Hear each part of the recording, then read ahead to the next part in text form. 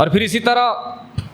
ترمذی شریف میں دوسری حدیث ہے حضرت حذیفہ رضی اللہ تعالیٰ عنہ سے، فرماتے ہیں کہ رسول اللہ صلی اللہ علیہ وآلہ وسلم نے فرمایا خدا کی قسم تم امر بالمعروف یعنی نیکی کا حکم اور نہی عن المنکر اور برائی سے منع کرتے رہنا اور ضرور بضرور یہ کام سر انجام دیتے رہنا، ورنہ تم پر اللہ کی طرف سے عذاب نازل ہوگا، پھر تم دعائیں کرو گے تمہاری دعائیں قبول نہیں ہوں۔ جب امت چھوڑ دے گی نیکی کے راستے کو، جب امت چھوڑ دے گی بھلائی کے راستے کو، جب امت اپنی آنکھوں سے گناہ دے کے گناہ کو روکنا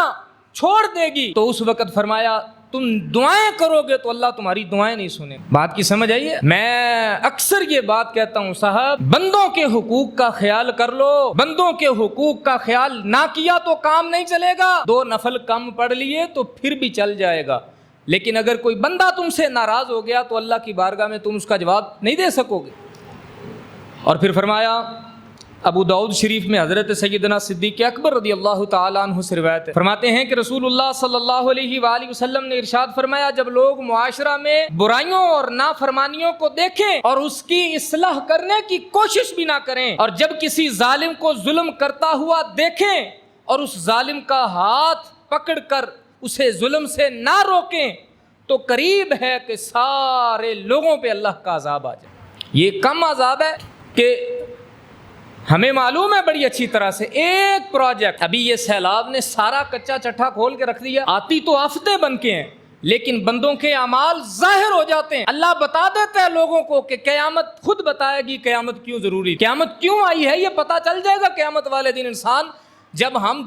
دیکھتے ہیں لوگوں کی بے حسی کا عالم، آج سے 150 سال پہلے ایک پل بناتا ہے کافر، وہ ویسے کا ویسے کھڑا ہوا ہے، اور 3 سال پہلے ایک مسلمان پل بناتا ہے، سیلاب کے پہلے ریلے میں وہ پل جانوروں سے بھی آگے آگے جا رہا ہو، کتنے ماؤں کے بچے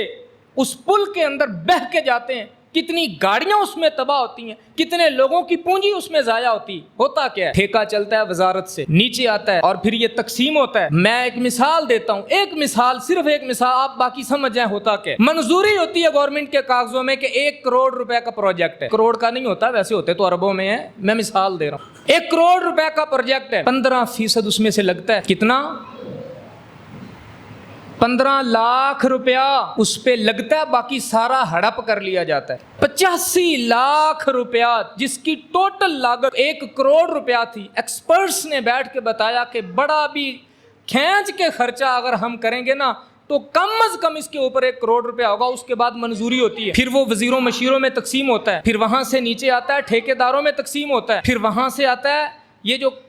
یونین کونسلوں میں جو لوگ ہوتے ہیں، اور پھر ضلعی لیول پہ جو لوگ ہوتے ہیں، شہروں کے اندر جو میئرز وغیرہ ہوتے ہیں ان میں تقسیم ہوتا ہے۔ وہ جو بچی کھچی تھوڑی سی رقم ہوتی ہے نا، اس سے آپ کے پل بنتے ہیں۔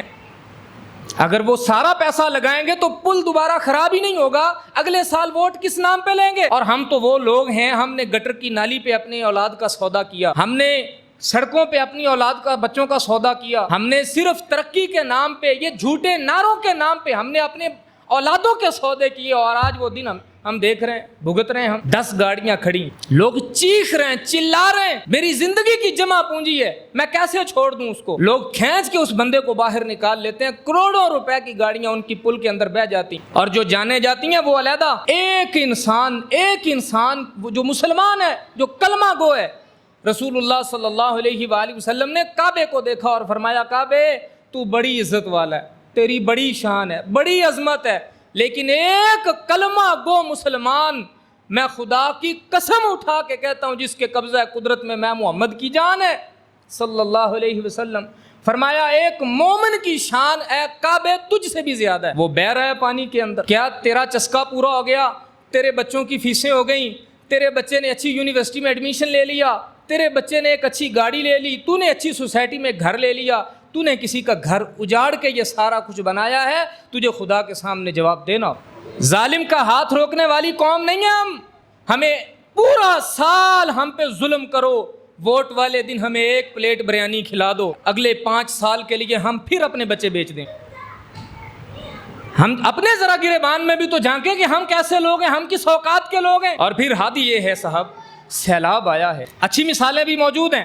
جیسے بنیر کے اندر یا ادھر ان علاقوں کے اندر آیا سیلاب، لوگوں کے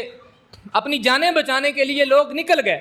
ان کے زیور، ان کے پیسے گھروں میں پڑے ہوئے ہیں، مدرسے کے بچے گئے ہیں ان امدادی کارروائیوں کے لیے، جس کا زیور نکلا اس کی ویڈیو بنا لی، جس کے پیسے نکلے اس کی ویڈیو بنا لی،